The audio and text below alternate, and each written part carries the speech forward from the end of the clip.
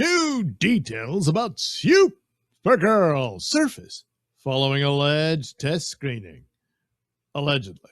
So this might all just be a bunch of bull. Yeah. But maybe not. Anyway, she's waiting on her bus.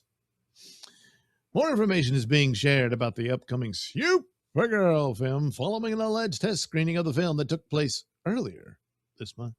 According to X-user Axel Talks Film, the test screening took place sometime last week, and he spoke with an individual who attended it. That individual informed him that Lobo has a substantial role in the film and is crucial to the ending. Well, see, it's probably going to be touted more as a Lobo movie. Additionally, he claimed that the film's villain, Krim, is extremely menacing and a tremendous villain. Well, let's hope for. I saw what he looks like. He looks like crap with the makeup. I mean, completely different from what he did in the comic. But I don't know if the actor carries it off personality-wise, then I guess it doesn't really matter. Anyway, his source also informed him that the cinematography is an upgrade compared to Superman's, with a specific hallway scene compared to the action sequences of those in Daredevil and Guardians 3. Oh, okay.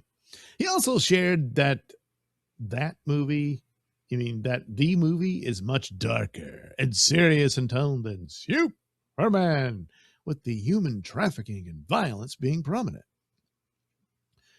Human? You mean alien trafficking, don't you? Because they're in outer space, but yeah, it's all people in makeup and stuff. Finally, he added that the movie was described as a perfect balance of humor, darkness, and lightness. Well, all right. So, there's Supergirl on the bus. Say, hey, you're in my seat. Anyway, Axel Talks Film was not the only one to share information from the screening. While his source informed him the villain was tremendous, cryptic 4K cool, shared that his own sources had the opposite reaction. Uh-oh. He wrote, all this lines up, though. Only difference is both my sources didn't like Krim and thought he was lame and underwhelming.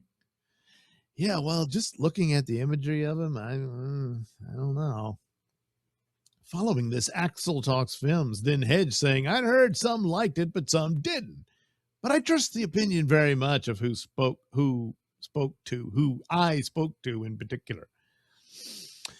When James Gunn first announced the film, he revealed it would be an adaptation of Tom King's disastrous Supergirl Woman of Tomorrow comic, depicts Supergirl as a depressed drunk who is haunted by trauma.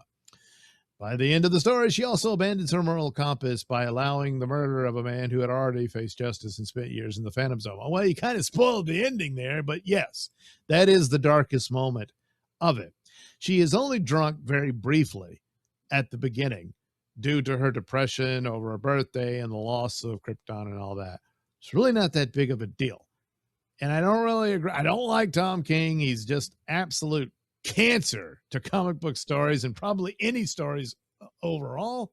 He's done terrible, terrible work. But Woman of Tomorrow is probably his best work.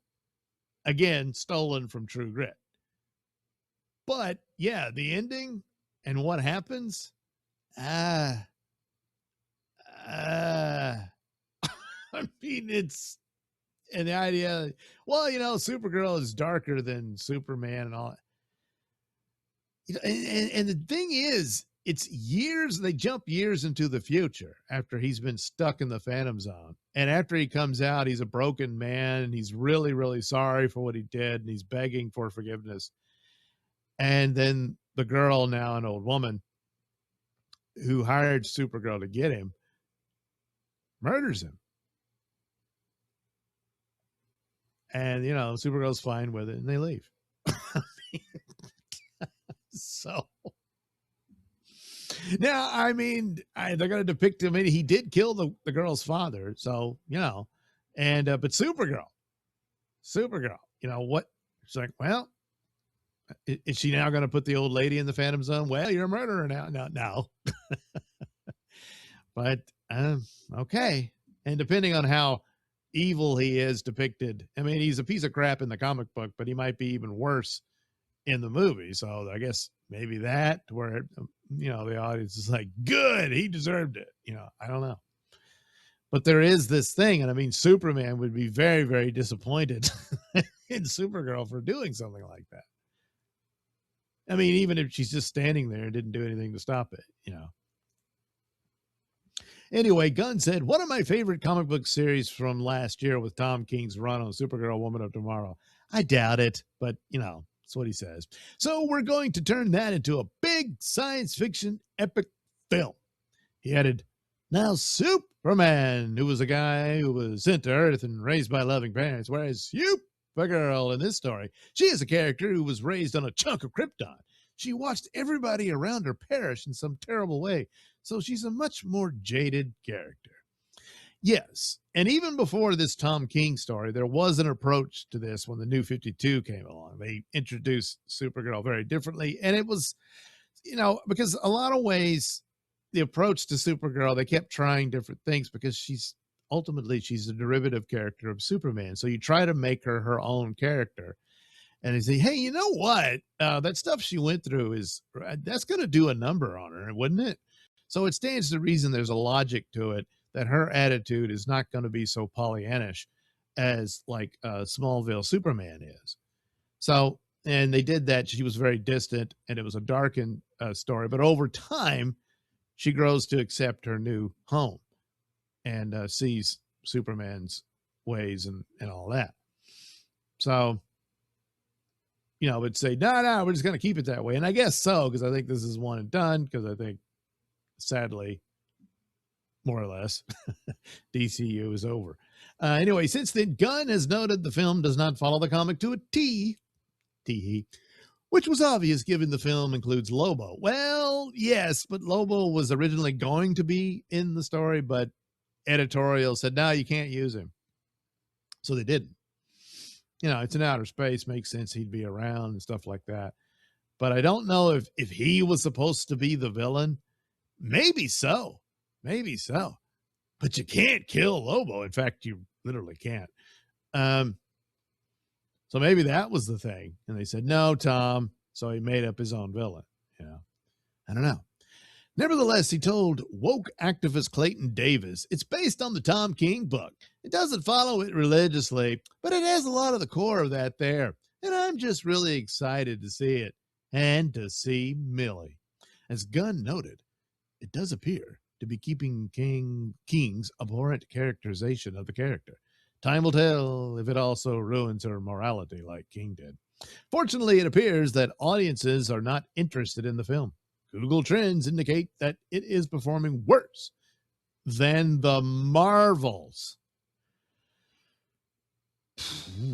In fact, it shows that pre-release interest is effectively half of that of the Marvels at an equivalent stage in the film's marketing. Gee, that's really bad. Which again is sad. Odds are the Supergirl movie is much better than the Marvels. The poor Marvels never had a chance. But geez. Ooh. So, there you go. Your best bet is word of mouth. I saw it. It's pretty good. Yeah. But now, upon the shoulders of Supergirl is the entirety of the DCU. Because Superman couldn't seal the deal. If Superman couldn't seal the deal, Supergirl Lost in Space is going to seal the deal. I don't think so. And it's not supposed to be in that position, but that's where it is. So I don't know. I guess they're really going to hype Lobo and hope the ladies show up because they want to see Jason Momoa. He's all going to be painted white and stuff like he's a member of Kiss. But, they might be into that and walking around with his shirt off. So the ladies might come out for that. They sure showed up for Aquaman and stuff. So Maybe there's that. You see a lot of Lobo promos, but they really couldn't afford to spend the money on a Super Bowl ad. They went with Puppy Bowl instead and said, look, cute puppy. So I don't know. I mean, I do know it's not going to work. Can it make its money back? But as far as saving the DCU and all that, nah, I'm sorry. But that doesn't look to be in the cards. So, and to a certain extent, it's unfair. It's not what it was supposed to be, but it is because Superman pooped the bed. It's just too bad.